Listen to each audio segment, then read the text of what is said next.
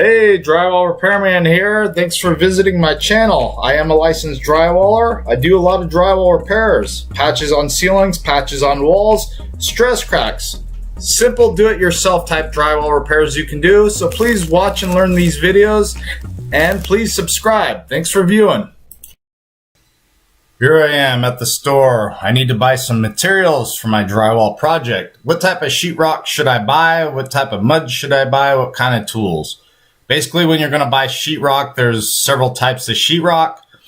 You got 1/2 inch, you got 12 footers of 1/2 inch, 8 footers of 1/2 inch.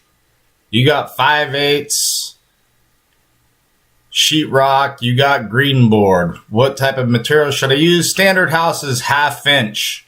Just a 4x8 1/2 inch sheetrock is all you need for most projects. Most homes are built with 1/2 inch sheetrock. Garages. Most garages or sheds might have 5/8 sheetrock. This is a fire rated sheetrock. You'll use 5/8 once in a while inside a house. Maybe your project calls for it, but we very rarely use 5/8 unless we're working in garages. Green board. Green board's used in bathrooms, maybe a kitchen vanity wall. Never install green board on a ceiling. I see people do it all the time. You can Google it. Why not to hang green board on the ceilings? All you have to look up. If you don't need a whole sheet of drywall, sometimes you can get lucky. If you're just doing a patch, you can find these 2x2 squares. These work perfect. You can put them in the back of your car, and this is all you really need, so you don't have to buy a whole sheet of drywall. Corner beads. There's several type of corner beads. What should I use? Plastic beads, paper mud-on beads, metal beads. So many different choices. You want to make sure you, of course, get a square bead or a round bead, what you're trying to do, whatever type of corner you're trying to do. The decisions here, I always see a lot of people buy these mud-on beads. The mud-on beads are not my favorite. I prefer the metal beads. These are always a standard go-to corner beads. A metal bead, it's a stronger bead. You can put it on with nails, or you can use a screw gun. Standard metal beads in most houses are 3/4 bullnose, round bullnose, or the 90-degree square bead. These are the two common square beads that we use in pretty much majority of the projects. I always go to for these metal beads because they last forever. Storage. These little adapters, I don't like them. They're just better to cut at a 45 degree when you install the corner beads. Plastic beads. I like these plastic beads. My second choice would be plastic corner beads. When you lay these plastic beads, you got to make sure they're on the corner just right, because you don't want them to buckle and turn on you. They are flexible, so you want to make sure when you lay them out, they lay out correctly. The good thing with plastic beads, you can use them like in a bathroom or something. They won't rust like the galvanized metal, and you can use a staple gun to install the plastic beads. So that's the benefits of a plastic bead. But these are my go-to ones, the metal corner beads, then the plastics.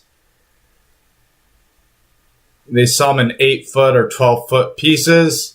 The next one is the dreaded paper bead. A lot of people try to use these mud-on beads. I never use these. There's only a few times you'll actually need these. Maybe if you're doing metal framing house and you have to mud it on, but you got to make sure there's mud on all the paper beads. I never use them. Materials. We got so many different materials and tools and stuff like that. What do I buy? You can spend a small fortune just buying tools. You only need some basic tools. I don't even own all these tools. There's just a few tools that you really need. Sandpapers, 80 grit. You always need 80 grit if you're going to be sanding joint compounds. Either 80 to a 220 grit's perfect. These are basic stuff that all you need. A 10-inch drywall knife, a 6-inch drywall knife, a drywall pan, some fiberglass. Maybe you're just doing a small project. Go ahead and just buy yourself some cheap plastic pan and a plastic knives. They're cheap and easy. They'll last for a long time. A sand pole's good. If you're going to be using joint compound, you're always going to sand in between your coats. Sand poles are always good to have. Sandpaper for the sanding pole, 220, 80, 150 grit. a mud mixer, a hand stomper. Cheap and easy. These tools right here, just your basics you need. All the rest, you know, they're nice to have, but you just get them as you need them. Maybe a sanding block. I like fine or medium grit, coarse grit if you're sanding first coat. All these different types of fiberglass mesh tapes, what to use, so many different types. The extra strength is good if you want to make sure cracks never reappear, but you just need a standard fiberglass mesh tape, works great. If you're doing angles, maybe a paper tape. Maybe a 12-inch knife. If you plan on doing second coat, I always start with the first coat with a 10-inch knife, second coat, 12-inch knife. Basic tools that you need right here on the floor. Plastic tools if you're just doing a one-time project. Maybe you just need a little bit of mud. Just get one of these joint compounds in a little bucket. They work great, and you just put water on top of it and then cap it, and it'll last for a long time. Two different types of these little muds in the little buckets, little 1-gallon buckets. These are perfect for small projects. You don't have to buy a lot of materials. I like the green lid. The blue lid, not so much. You have to add water to this stuff. It's hard to mix up. Hot muds. You see these bags of hot muds, different types of muds. There's so many different types of muds. What should you use? It gets confusing.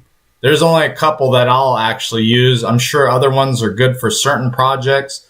But when I do repair work, I always have a go-to material list that never failed me.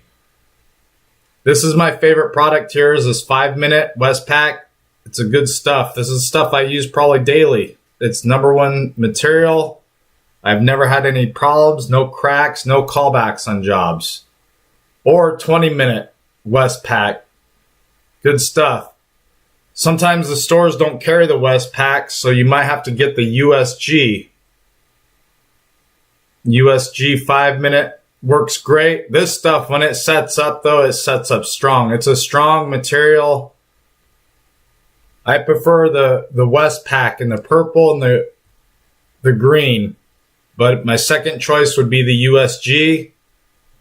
The two hot muds I use mostly, the 5-minute and 20-minute.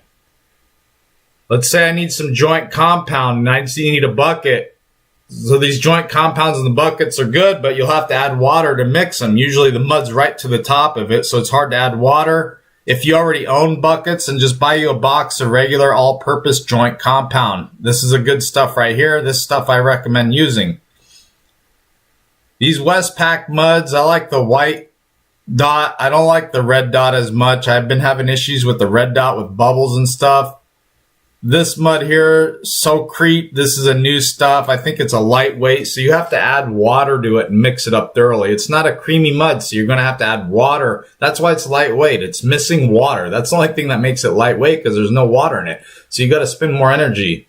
Talking about primers, whenever you do a drywall project and you're done texturing and sanding, you're going to have to use primers. Go-to, Kills 2 is always a go-to item. Latex primer.